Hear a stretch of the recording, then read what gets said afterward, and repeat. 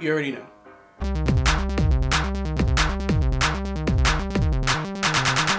What's up, FilmPhantoms? How you doing? Welcome back! So today we're talking about The Lighthouse. So if you don't know really what The Lighthouse is, I'm gonna break it down just a little bit for you. Okay, so The Lighthouse. This movie is basically about Willem Defoe, Robert Pattinson. They're like sailor lighthouse keepers, and they're gonna be in this lighthouse area for an extended amount of time. A look into their descent into madness, I guess, and just solitude and cabin fever to the max. And that's really all I can say, because this movie's really weird. And in case you're wondering why I have this all going on, that's because that's what the movie looks like. This movie's shot in black and white. It's actually shot in a 4:9 ratio, I think, kind of like an Instagram kind of thing. You know what I'm talking about. Anyways, that's how this movie is shot, so that even contributes more to the unsettling nature of how this movie is depicted. Essentially, Willem Defoe, he's kind of like the pirate parody kind of. He's the guy in charge. He's the guy in command, I guess. Robert Pattinson's kind of like the guy that does all the chores and stuff. This movie's very unsettling, not only because of how it looks mostly because of how it sounds. And this is taking place in the late 1800s, right around the turn of the century, 1900. All of that, along with the sound design in this movie, it's very unsettling. And it's a super weird movie, but I think it accomplishes its goal of presenting a very unsettling kind of movie, which is what this director is known for. Okay, so this movie is directed by Robert Eggers. Robert Eggers also directed The Witch. If you haven't seen the movie, believe it's still on Netflix, go check it out. It's another very slow burn movie such as this one. You kind of don't really know what's real, what's actually happening throughout the movie, and what isn't. And this is also the same production company that brought, Hereditary and Midsommar. So a lot of imagery, symbolism kind of movies that are presenting certain things to you, and at the end kind of has you wondering what was real, what wasn't real.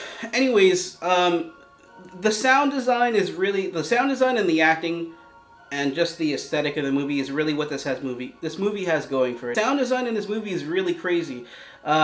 Just the overall noises, I think that they try to put forward a realistic approach to what it feels like to be in a lighthouse in an environment like that. Just the waves and the seagulls and the machinery and the coal and the loud freaking honk, honk. Like there's so many things going on sound-wise throughout this movie that makes you feel as if you're in the position of Robert Pattinson or Willem Dafoe, kind of like stuck in this place for so long with only one other person, and just constant noises going on.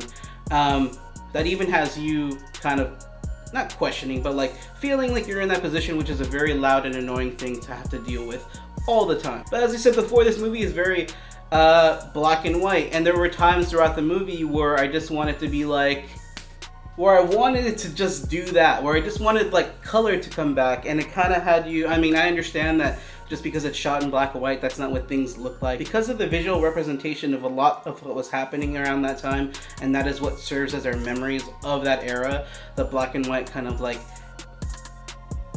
aesthetic, because that's all they had. They didn't have color photography, they didn't have color videography. I don't even know if they had videography in the late 1800s. Us as modern society is used to watching and digesting our visual representation in movies and TV, and sometimes you'll see stuff that comes out to try to be artsy, like this movie. If the goal was to very subtly and continually creep out and kind of make you feel unsettled, then this movie did its job. Their performances, Willem Dafoe and Robert Pattinson, amazing performances. As always, they're both amazing actors, so I applaud them in that.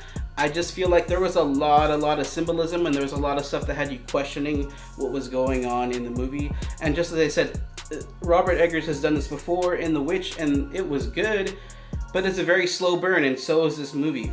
The movie kind of feels like it's very, very long. I don't think it's that long. I need to check the runtime. I think it's like 2 hours, but it feels longer than that. But that, along with just the heavy symbolism in terms of what you need to know in order to understand the plot. Again, other movies, there were things sprinkled out and you could piece together, and I still had to go and read other articles after, you know, Midsommar and Hereditary and The Witch to understand what I just saw, digest it, and then put together my own opinion. This one is heavily reliant, in my opinion, on having previous knowledge on what's going on in order to understand that symbolism, or going and watching a video and explaining that ending, or just explaining what was happening throughout the movie in general. I really appreciated this movie. There's a lot of times where I don't know if it was supposed to be unintentionally funny or it was funny for whatever reason. I don't think that that was their intent.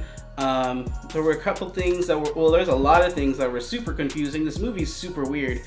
But just the aesthetic, the sound design, the era in which it happens, it's, you know, late 1800s, New England, Massachusetts, on this, like, basically isolated island where this lighthouse is at. It's a creepy looking movie. It's a creepy feeling movie as well.